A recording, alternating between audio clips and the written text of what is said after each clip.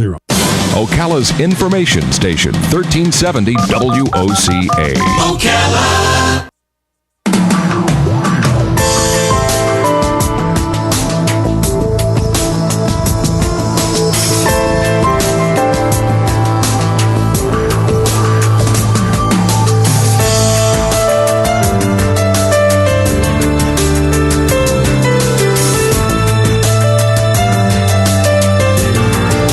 All right, 25 minutes before 11 o'clock. Thank you for tuning in this Monday morning. This morning in the news, there's another story about a wildfire out in Bernie, California. Firefighters were focusing on two wildfires near each other in Northern California that have burned through more than 100 square miles of terrain. How do you fight a fire that big? I've always been amazed at these guys that can do this. When you look at stuff like when they went, and another example, when the World Trade Center buildings were attacked and there were fires 80 floors up or whatever it was like, holy mackerel, how do you fight those fires? I mean, it's hard enough with a tall building that can be reached with those big, tall ladder company trucks, whatever they call them. Kurt Kamm knows more about this than I'll ever know. He did this. He trained in wildland firefighting. He's an arson investigator. How about that?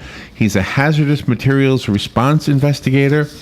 He's a past chairman of the UCLA Johnson Comprehensive Cancer Center Foundation. Wow. And he's a supporter of the Wildland Firefighter Foundation and happens to be a very talented and accomplished and award-winning author. His new book is called Tunnel Visions. It is a mystery thriller novel, but he's got so much to talk about. We invited him as a novelist, as I mentioned before, actually with another author who was a police officer. It was kind of a coincidental today, right? That when an author is a novelist, it's a typical short interview and just we get the gist of the book. But in these guys' cases, I mean, they've got such background. I want to know more. I just like to pick their brain because I live in a fish tank. Kurt Kamm. Good morning, Kurt. How are you doing? Hi, Larry. How are you? Pretty good. Are you in California right now? I am in California. Listen, if you live in a fish tank and there's a fire, just break the tank. The water will flow. Yeah, maybe I want to stay in the water, right? Those fires that I was just talking about, that's not near you, right? But you've had your share of these things. No, we've Southern California is catching a bit of luck. All the fires are up north. Let me tell you, first of all, let me make a couple comments about firefighters. I can't talk about police officers, but firefighters are born with a special genetic predisposition to help people. And that's kind of a joke, but firefighters are people that want to go out and rescue people. They want to confront fires. They want to be paramedics. They want to do things that help people. And when you get into a wildland fire, again, I'd make a big distinction between a World Trade Center fire and a 100-acre or 100-square-mile wildfire. They're two totally different things. And the structure protection firefighters will say, my God, don't get me anywhere near a wildland fire. And the wildland fire people will say, oh, my God, I'm not going anywhere near a building. Oh, wow. But the wildland fires are interesting because, first of all, you have to remember there's no source of water available. And what's burning out there in many cases is brush that hasn't been cleared for 50 years. That's part of the problem. I bet. They've had a policy of putting out every fire that starts out here, and the result is that the natural clearing effect of wildfires really hasn't happened. So another problem, of course, is that there's something called the bark beetle that's killing millions of trees. So you've got thousands and thousands of acres all through the West that are, covered with dead trees. A wildland fire has to be fought really on sort of basic physical terms. They build lines of containment around the fire. And what that means is that fire crews get out there, and they've got hand tools and chainsaws, and they cut what they say they cut it down to the mineral earth. They clear brush, usually 3 or 4 feet wide, and they try to build a containment line. And usually that's done far enough away from where the fire is burning that they've got the time to build that line. So that it won't cross over that line then? Well, what happens is, the problem is that a crew may spend several days cutting a line, and a wind comes up and the weather changes, and all of a sudden the fire's over the line in a matter of minutes. So it's a dicey business. There's also what they call backfires, and if you've got the right wind condition, you can start a fire which will burn toward the fire that's coming toward you. And if you can do that, you can sometimes take out a large amount of brush so that the approaching fire dies out. It doesn't have anything. Oh, so you fight fire with fire. Exactly. Oh, wow. And then the last and probably most spectacular method is the dropping of retardant from aircraft. And I've got pictures on my computer of all kinds of aircraft. They're obviously specially adapted, but they even had a 747 and several old DC-10s that drop these. It's really, what it is a mixture of water and fertilizer, and it's dyed red so they can see where it falls. Oh, wow. And that's how you fight a wildfire. It takes a lot of manpower. These fires can go on for weeks at a time. There's in California, we have inmate crews, male and female, that are trained in wildland firefighting, and they get out there and help clear the brush. And it's a nasty business, because a lot of these fires start out in areas of the forest, national forests, where you can't get to them. And when you can't get to them, you got to let them kind of come to you. And that's one of the most interesting things about this book, is that you've written it as fiction, but it's actually based on the Sylmar Tunnel disaster. Tunnel Visions is each of my books. My books are sort of called faction. They're fact-based fiction. And in Tunnel Visions is a USAR novel.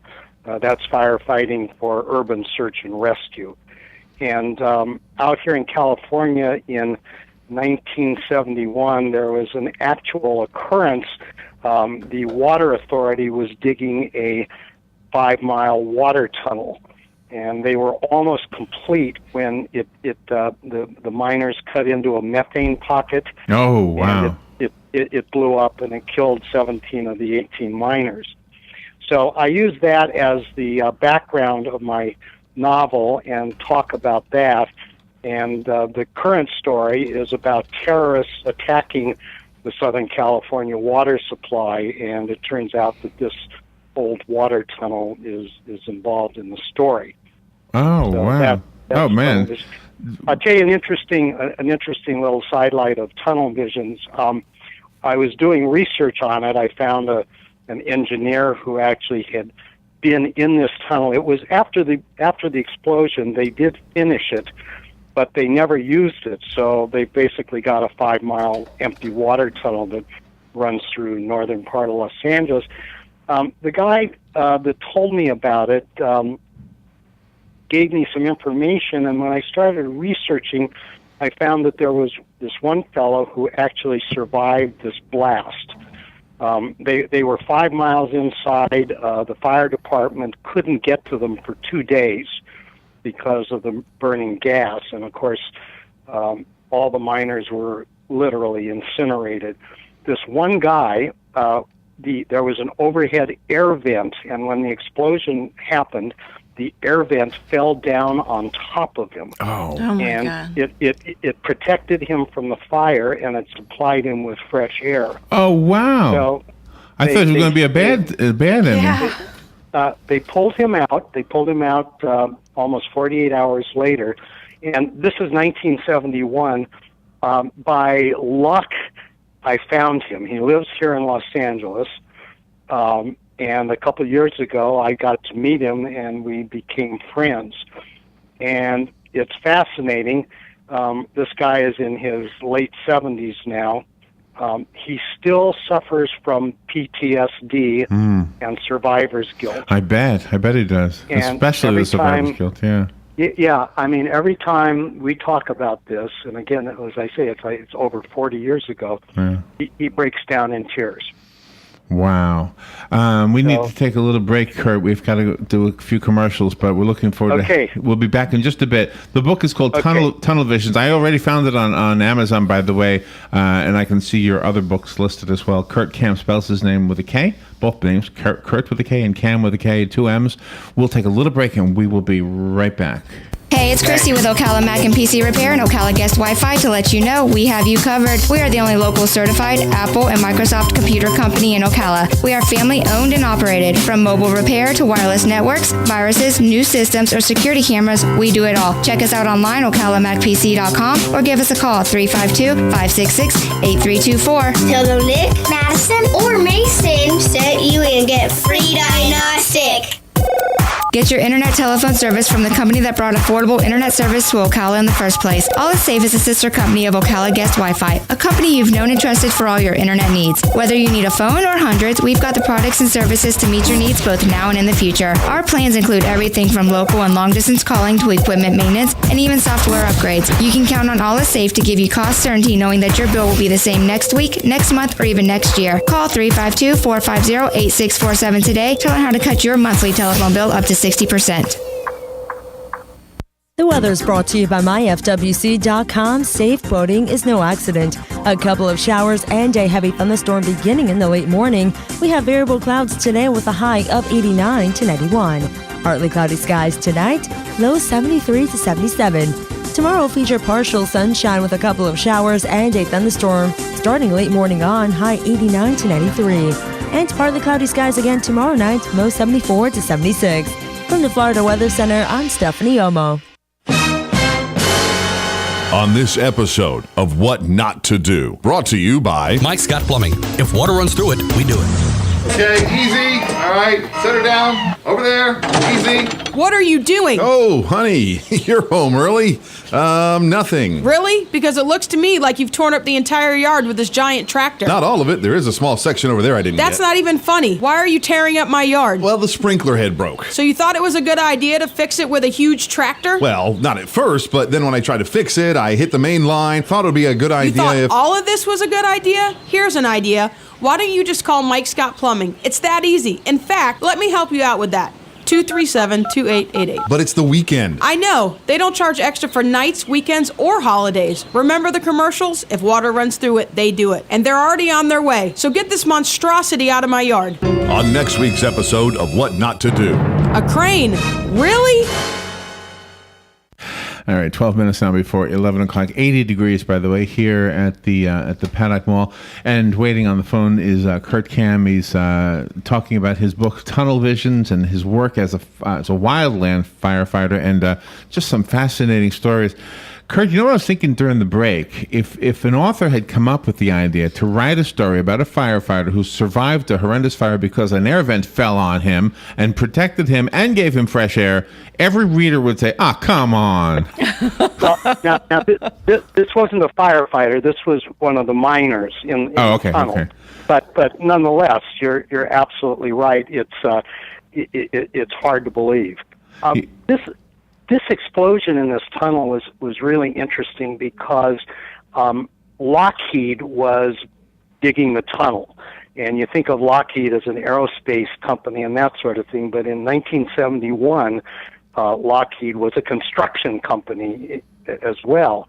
And in 1971, there were no industrial safety laws. They were just coming into place. OSHA, that everyone's heard of, OSHA really didn't exist. So this tunnel job was going on under circumstances that today wouldn't even exist. Yeah. And they had explosions and gas leaks and all kinds of things. And the Water Authority was paying a bonus for quick completion.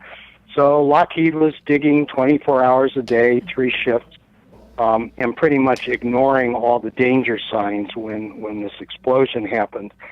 And afterwards, of course, there was a criminal prosecution, and the amazing thing was that, again, under the laws of the time, the death of 17 miners was deemed a misdemeanor. Holy cow! Wow. And then, of course, then there was an uproar. One of the Lockheed officials committed suicide. Then there was a civil suit, and they recovered several millions of dollars for these families. And, 1971 doesn't seem like all that long ago. Maybe I'm so old that it doesn't seem long ago. But when you read about what was going on back then in terms of safety and the legal protection for people digging tunnels and that sort of thing, it's like the Dark Ages. Wow. There was a fire, I think it was in California, and I'm thinking it was 5-6 years ago, or maybe more than that. And the firefighters, there was, I think, one who survived and the rest died because they were at a wildfire and they had some kind of a protective cloak or a That happened in Yarnell, Arizona. Yeah. Oh, Arizona. Okay. Again, a little bit of info here. Probably the most skilled wildland firefighters are called hotshots, and they work in teams. They'll vary from 18 to 20 men, and these guys, they're generally in their early 20s. They are probably in the best physical condition imaginable, and they train together, and their job is to get in there in front of these fires, and oftentimes they have to hike in miles and miles carrying all this heavy equipment and start cutting the line that I was talking about for a fire break. And every once in a while, wildland fires create their own weather because of the heat and the air that's being sucked in one direction or another. And every once in a while, one of these crews will be in a place that's more dangerous than they think, and the wind will turn around. And what happened to the guys in Arizona, they got trapped. The wind turned around, and every wildland firefighter carries a fire shelter with him, literally on his hip. It's a little square box, a little square container. When you open it up, it's got a heat-resistant aluminum thing that you pull over your body. It's like a rug, and you lie down under it. And if a wildfire is coming at you, you generally have no more than 60 seconds, probably about 30 seconds to get this thing out of the package, spread out, and get under it. And it's only designed for about 800 degrees. Wow. And when a fire hits you directly, it can be 12 or 1400 degrees, and these guys were burned up. It was just awful. Gosh, but the one guy survived. How did he survive? He was the lookout. These crews always have a lookout who's generally, he may be on another mountain watching what's going on. And I think in this case they had some radio communication problems. Oh, okay. And that when there's a death, there's usually a change in the weather pattern and a problem with communications. And your story is filled with different kinds of scenarios that reflect that aspect of it, but there's also a super personal aspect in the book. You've got more than one personal story going on, but there is that story between the dad and his son. Right. Each of I've written a wildlands book, I've written an arson book, I've written a hazardous material book, I've written a paramedic book, and a urban search and rescue. And each one of the books has two different things going on in it. There's always a firefighter who's got a personal problem, and then there's the professional fire issue, whether it's search and rescue or wildland or whatever. And usually the two problems come together. in tunnel visions. This firefighter who's called out when the water supply is threatened. His father died in the explosion 40 years earlier in the tunnel. So he is called upon to go into this empty water tunnel. Wow. And so but that's the factual part, right? That part right there? Yeah, the factual part is the explosion and what happened to the tunnel in history. And the fiction is that you've got some terrorists who are planning an attack on the water supply in Los Angeles. I got you, which is not, I mean, water is like gold in L.A., right? Yeah. It's so... It's so valuable that we had a water main break at UCLA last week, and they lost, I think, 20 million gallons of water. Yeah. Are you in Malibu right now? I'm in Malibu right now. Yeah, I was reading your bio. I love Malibu. It's such a nice area. I'm looking out at the water, and the water is calm, and the sky is relatively clear. And as I say, we are really lucky we haven't had any fires. You have also the relationship between Nick and Cindy, and they each have their own special job. He's the firefighter, and she's that ATF agent, and sometimes that comes to clash too. She puts out another kind of fire. Yeah. I actually had a female ATF agent help me with the Cindy character because it's, and this female ATF agent was the most feminine, petite woman. I mean, if you saw her on the street, the last thing you would imagine was that she was an ATF agent, but trained in all the self-defense and firearms skills. But she helped me develop this female character that I have in the book. Wow! So the last thing we could imagine, what the first thing is you could imagine. That's the first thing. I'm just being inappropriate, aren't I, Robin? Well, this. Yeah, but it's a good story. Well, you know what? It just lends itself to something like that. Have to have it. And the writer in you.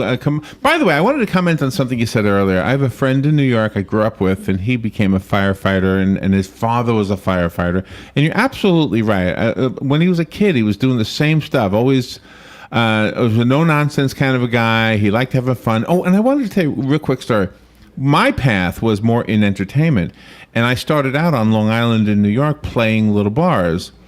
And my favorite bar, which only paid $35 a night, so it wasn't a favorite because it paid a lot, but it was a firefighter bar. It was a firefighter bar, exactly. Uh-huh. And the guys would come there, and let me tell you something, ladies. If you go to a firefighter bar, these are the best guys to hang out with. This was the best bar to play because A, they were fun. B, if the alarm went off, they all left. And they all came back after the alarm. the place would be empty. But they were the most fun guys. That I never saw one get drunk and out of control. And I remember there was a lady who asked who said, "Oh, I love your shirt." The firefighter was wearing a fire department T-shirt. Right. Yes. And he gave it to her. He spent the rest of the night without a shirt. And he was one of those guys that could get away with it too. She should have given him hers. Yeah, really. That would have been my entertainment. When you think about the physical stuff that firefighters have to do, between the ages of about 20 and 45, these guys are in incredible shape because they've got to carry heavy equipment. They've got to be able to you saw urban search and rescue. When these guys go into a cave or a tunnel, they're wearing about 40 or 50 pounds of equipment on them. Well, I've loved this conversation, Kurt. I didn't realize we were so late into the hour already. The book is called Tunnel Visions, KurtKamm.com. Is that right? That is correct. I'll send you guys a book. I'll get your address from your producer. That would be wonderful. Kurt Kamm, KurtKamm.com. Go to WOCA.com and you'll see the website right there. We'll be right back. Broadcasting from the Paddock Mall Studios, this is WOCA, Ocala, Gainesville, The Villages, 1370 AM, 96.3 FM, The Source.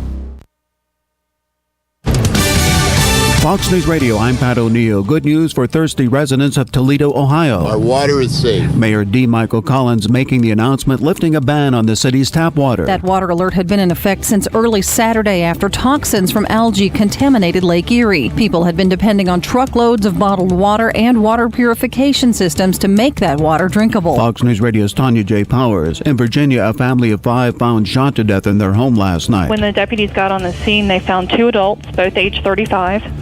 And 3 juveniles. Detective Angela Devers of the Culpeper County Sheriff's Office says the shootings are being treated as a homicide. American missionary Nancy Wright-Ball, stricken with Ebola in Liberia, starts her long trip to Atlanta tomorrow. Her colleague Dr. Kent Bradley is already there being treated for the virus at Emory University Hospital. Fox News, we report, you decide.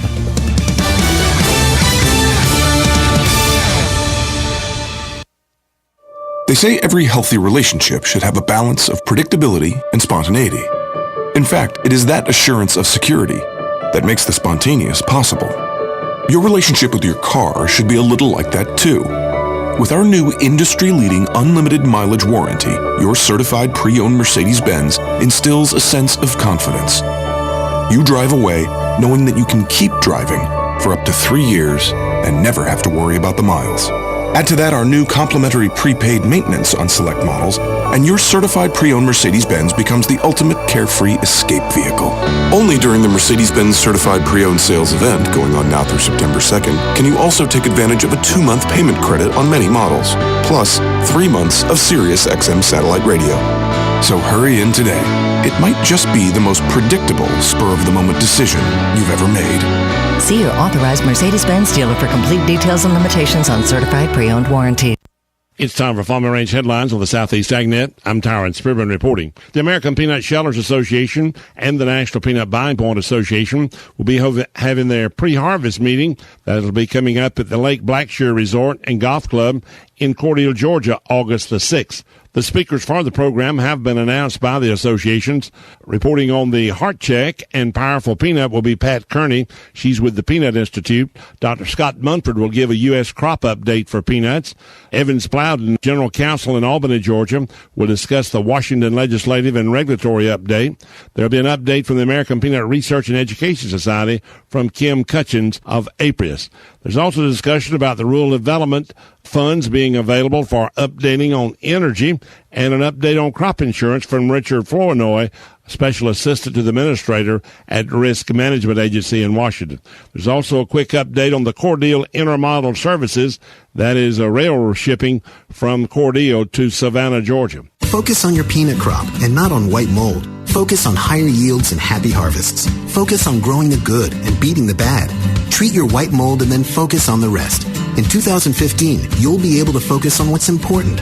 Research shows that with the latest from Syngenta, white mold will be managed better than ever before because of a new active ingredient. Coming soon. Contact your Syngenta agronomist to find out more about the potential for your peanuts in 2015. Elatus is not yet registered for sale or use in the United States and is not being offered for sale. USDA has announced a new supplemental coverage option for the crop insurance. They say next year it'll be for corn, cotton, grain, sorghum, rice, soybeans, spring barley, spring wheat, and winter wheat in selected counties for 2015. You can contact your local crop insurance agent about discussing eligibility. Peanuts were not mentioned in this new program of supplemental coverage option. I'm Tyron Spearman for Southeast AgNet.